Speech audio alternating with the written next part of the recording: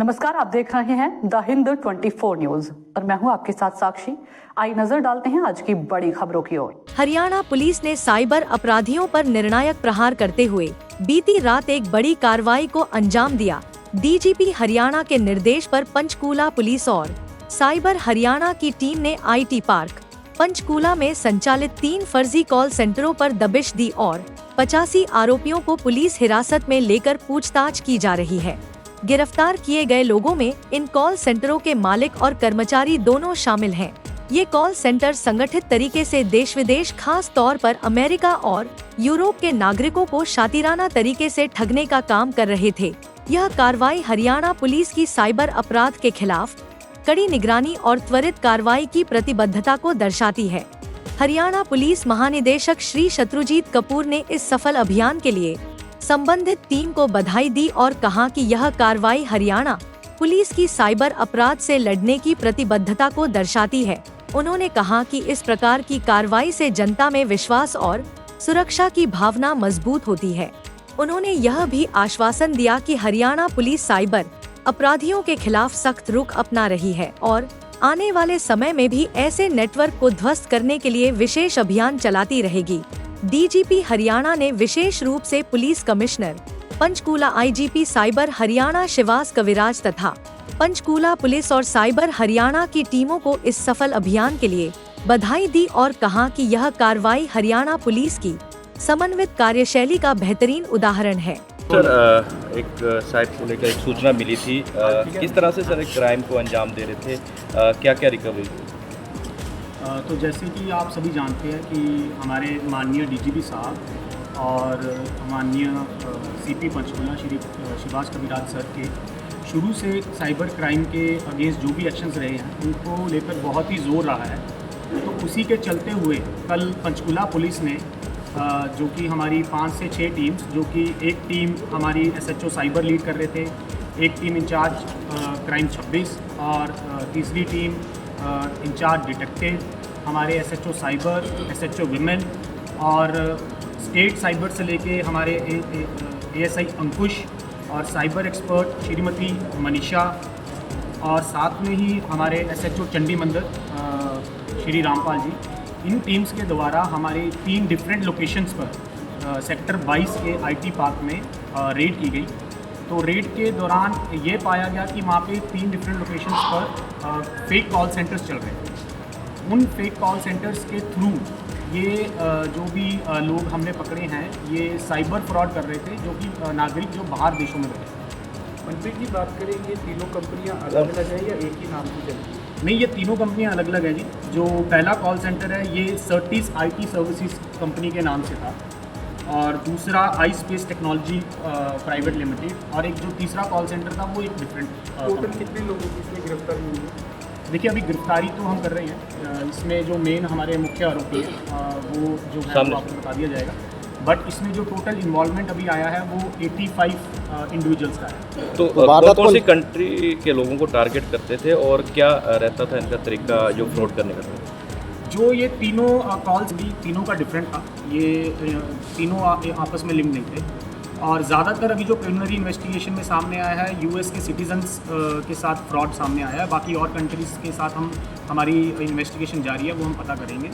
अगर modus operandi की बात करें तो जैसे कि जो कॉल सेंटर 1 हमारा जहाँ पे हमने रेड करी है जो सर्टिस आईटी सर्विसेज के नाम से है, वहाँ पे ये कस्टमर सपोर्ट बनकर एक इनकी टीम बैठती है और वहाँ पे बाहर बैठे नागरिकों को ये जो उनकी ओटीटी सर्विसेज है जैसे कि नेटफ्लिक्स और जो ओटीटी सर्विसेज है या बैंक सर्विसेज है उनके रिगार्डिंग उनको ये बहला फुसलाकर उनको ये बताते हैं कि जी आपकी ये सर्विस डिसेबल कर दी गई है, तो अगर आपको ये सर्विस अपनी दोबारा से चालू करवानी है तो आप फलाने लिंक पर क्लिक करें या ये जो भी हमारी आपको सर्विस रिन्यू करवाने के लिए हमारे बैंक जो मुलाजिम है उससे बात करें। सर, ये लोग विदेश में बैठे लोगों से ठगी करते थे या इंडिया में भी?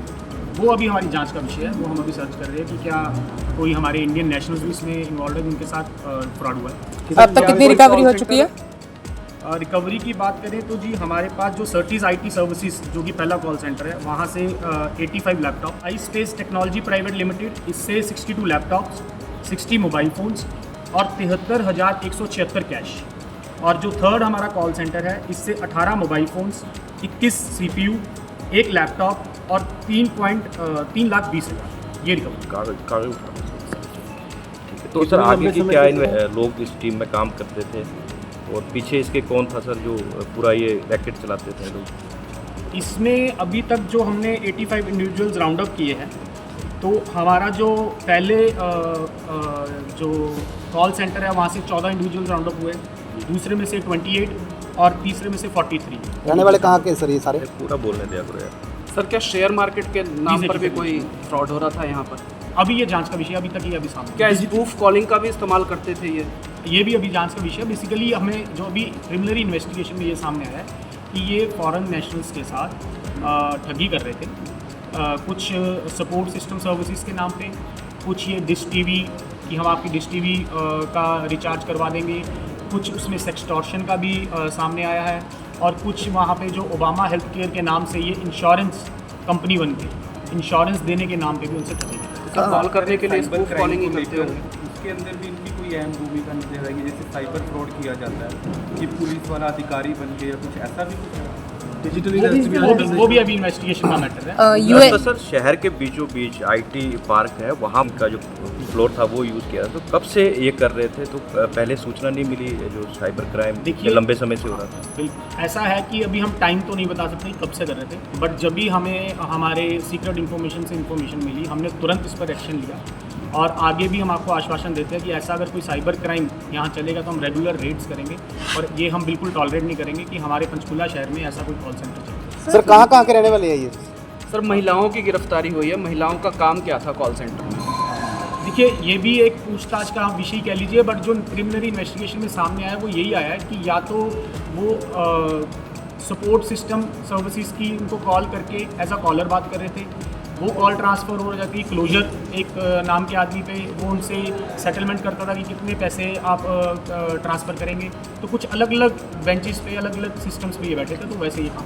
आरोपियों में कोई विदेशी नागरिक भी शामिल है? अभी तक हमारी जांच के विषय। इनका ओनर सर कौन है? इनका ओनर भी गिरफ्तार हो चुका है, ये सारे एम्प्लॉइज हैं। देखिए ऐसा है कि कुछ इसमें से मैनेजर हैं, कुछ इसमें से ऐसे भी है जिनका बहुत मेजर रोल आ रहा है, बट ये अभी बहुत ही प्रिलिमिनरी स्टेज पे है, तो अभी हम आपको ये कंफर्म नहीं कर पाएंगे। USA के अलावा और भी कोई कंट्रीज में इनके? वो भी अब जांच का विषय है, बट जब भी हम इसमें हम पुख्ता सबूत आ जाएंगे किन किन कंट्रीज़ में इन्होंने फ्रॉड किया, तो हम डेफिनेटली ये आपको सर ट्रांजैक्शन एक ही अकाउंट में करवाते थे जो ठगी के पैसे थे, या अलग अलग अकाउंट थे इसके? देखिए अभी तो कल ही हमने इसका पर्दाफाश किया है, तो जब भी हम इसमें बैंक डिटेल्स में जाएंगे, इनके सिस्टम्स में हम जो भी हार्डवेयर सॉफ्टवेयर वो हम चेक करेंगे, तो वो जब भी निकल के आता है हम आपसे शेयर करेंगे। कितने पढ़े लिखे लोग हैं? ज़्यादा बड़े मतलब लोग पकड़े गए हैं, ज़्यादा लोग पकड़े गए हैं, तो इनमें से सबको पता था कि वो साइबर फ्रॉड ही कर रहे हैं या एज अ एम्प्लॉई काम कर रहे हैं? नहीं, डेफिनेटली मैम थोड़ी बहुत नॉलेज तो आई थिंक इनको होगी, बट एक बारी हम इनसे पूछताछ करके वो वेरीफाई करेंगे कि क्या इनकी नॉलेज में ये पूरा था कि ये साइबर फ्रॉड हो रहा है, या ये एक इस बहकावे में थे कि ये किसी IT कंपनी में काम कर रहे हैं। तो सर जो फ्रॉड का जो पैसा था वो इंडिया के बैंक्स में हो रहा था या जो विदेशी डेफिनेटली बैंक? ये भी हम आपसे एक बात शेयर करना चाहेंगे। अभी तक जो प्रिलिमिनरी इन्वेस्टिगेशन में आया है वो एक IT सेंटर से ये सामने आया है कि ये जैसे कि वहाँ से फ्रॉड करके पैसा गिफ्ट कार्ड में ट्रांसफ़र वहीं पे US में कर लेते थे, तो वहाँ पे भी इनका एक बहुत बड़ा नेक्सस है, जो वहाँ से पैसा यहाँ हवाले के थ्रू भेजता था और यहाँ से ये कैश में हवाले के थ्रू पैसा कलेक्ट करता है। तो कितने हो पढ़े सकता लिखे है लोग हैं ये? मुखिया जो है वो विदेश में अभी बैठे तक हैं। हमने एजुकेशनल बैकग्राउंड सबका वेरीफाई नहीं किया। सर मास्टरमाइंड है। हाँ जी, कंपनी उनके ओनर का किसी का पता चला? नहीं, अभी तक तो हमें इतना पता चला है कि कौन कौन इसमें मेन लीड कर रहा है, और उसकी अभी जो डिटेल्स है वो वेरीफाई करेंगे कि क्या वो ओनर है या वो मैनेजर है या वो एक एम्प्लॉय है। सर ज़्यादातर लोग कहाँ के रहने वाले हैं? कि कोई बाहर भी बैठ कर बाहर के जो लोग हैं। ये भी अभी जांच का विषय सर कितना फिगर होगा इसका, कितनी अमाउंट वगैरह सर? है। ये तो अब आप खुद देख लीजिए कितने की इसकी अमाउंट होगी, बट हाँ, बट लैपटॉप्स महंगे हैं, मोबाइल्स जिसमें काफ़ी आईफोन्स हैं। कैश कितना मिला? कैश आपको बताया कि अराउंड 1 से 8,20,000, 1 से कुछ 3,20,000 और 1 से आपका है 73,176।